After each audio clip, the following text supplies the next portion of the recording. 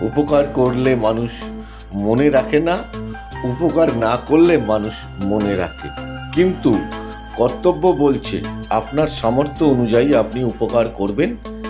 তাতে কে মনে রাখলো না মনে রাখলো আপনার কিচ্ছু যায় আসবে না।